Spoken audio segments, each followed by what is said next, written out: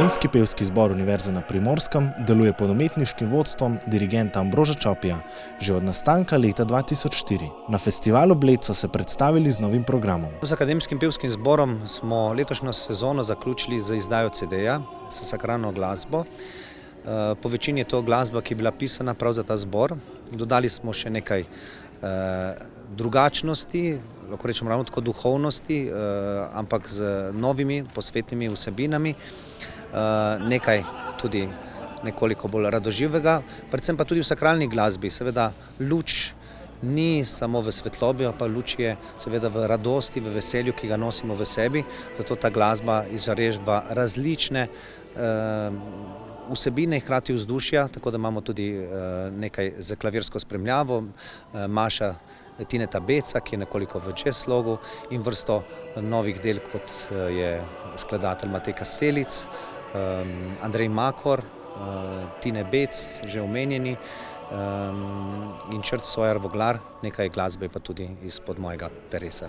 Nekateri pevci so v zboru že kar dolgo, nekateri pa so se pridružili pred nedavnim. Vse pa povezuje ljubezen do petja, ki je prisotna že od malih nog. V Akademskem pevskem zboru Univerze na Primorskem pojem že 7. leto, odkar sem prišla na Obalo študirati, opravila audicijo. Na začetku sem samo pela v zboru, potem sem se vključila tudi v upravni odbor zbora in že kar nekaj let tudi predsedujem.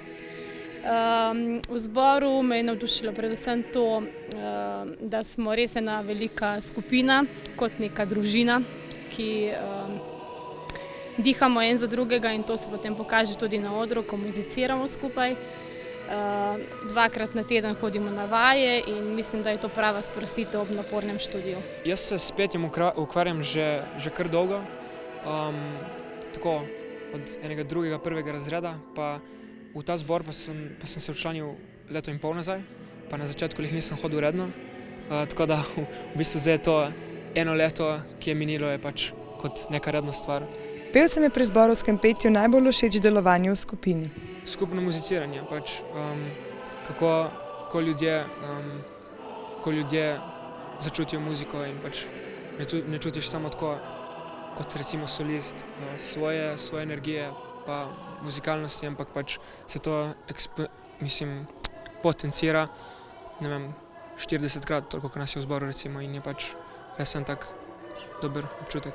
Člani zbora so z glasbo in petjem povezani že skoraj celo življenje in jim zato tudi veliko pomeni. Ogromno mi pomeni, kajti od malih nog sem že v glasbi, v vrtcu, od vrtca naprej že pojem, potem v osnovni šoli sem hodila v otroške mladinske zbore, se udeleževala raznih revij, pevskih zborov, tako da mislim, da če en teden ne pojem, je to že kar velik manjko. Zbor je v času svojega delovanja dosegel velike uspehe. Dirigenta smo vprašali, kateri dosežki so mu najbolj pomembni. Jaz mislim, da ko človek postane nekoliko starejši, mu uspeh ne pomenijo številne nagrade, ki jih je dosegel, temveč jaz sam pri sebi mislim, da je pot tista, ki nas dela bogatejše, tako z nadgradnjo samega sebe in seveda pevcev, ki prihajajo in odhajajo iz zbora, in na ta način se čutim bogatejšega in hkrati uspešnejšega. Če je pot prav zastavljena, seveda so tudi cilji lažje dosegljivi, ki si jih zbor in dirigent postavlja, je pa za nami seveda vrsto prvih nagrad po mednarodnih tekmovanjih, 8 izdanih CD-jev, in mislim, da je to ena taka velika bera. Predvsem pa smo ponosni na to, da spodbujamo mlade skladatelje, da je zaradi zbora nastalo vrsto novih del, kar pomeni, da smo na ta način vendarle nekaj prispevali v zgodovino in zakladnico vokalne glasbe.